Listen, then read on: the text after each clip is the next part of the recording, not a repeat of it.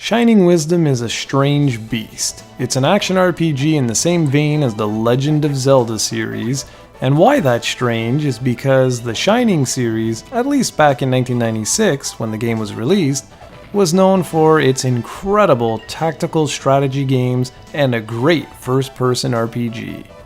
This game, well, was something different. The game was developed by Sonic Software Planning, which would later become Camelot Software.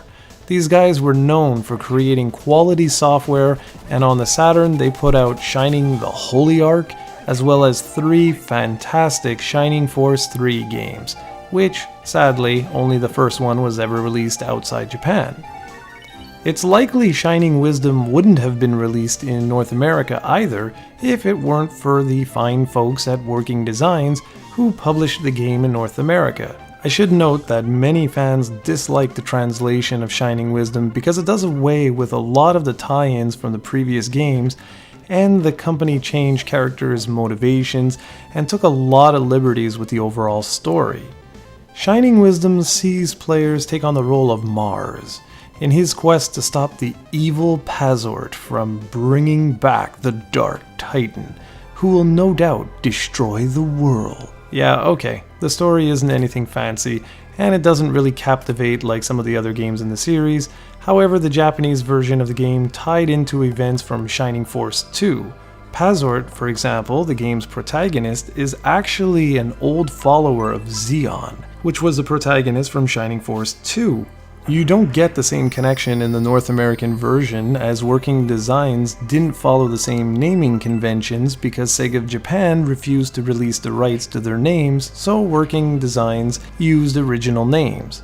If you want the better translation, I highly recommend you go pick up the PAL version, as it flows much better and has all the proper connections. Shining Wisdom used pre-rendered digitized sprites and has an overhead camera angle.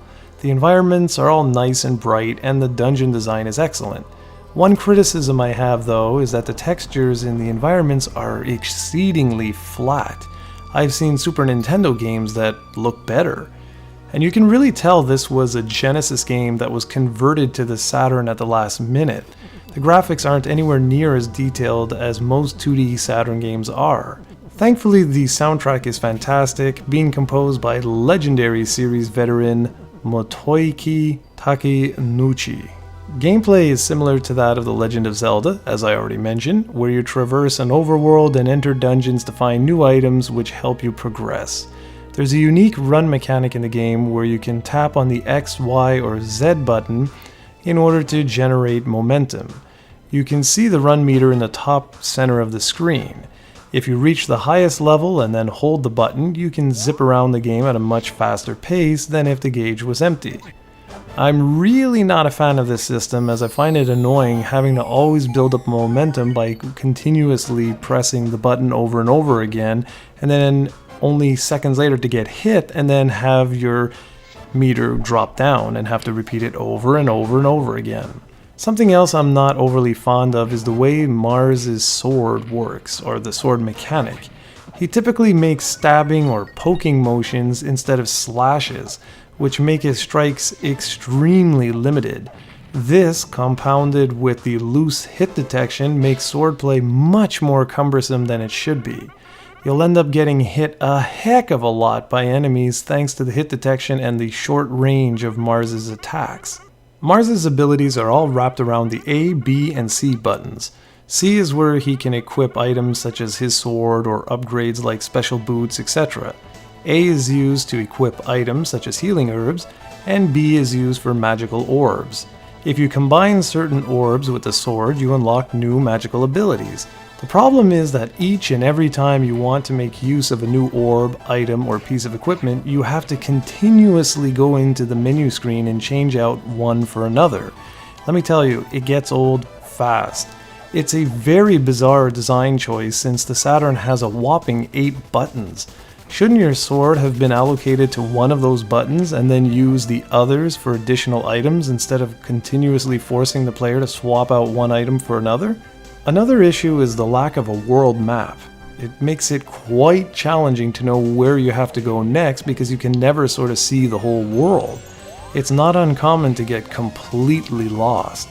This is only worse when certain areas can look similar to one another, especially inside dungeons. Shining Wisdom doesn't sound all that hot right now, does it? Well, the truth is that it will appeal to some and not to others. It has become quite an expensive game today because of the working designs and Shining name. Given it's an action RPG and it's on the Saturn, that doesn't make it any cheaper either.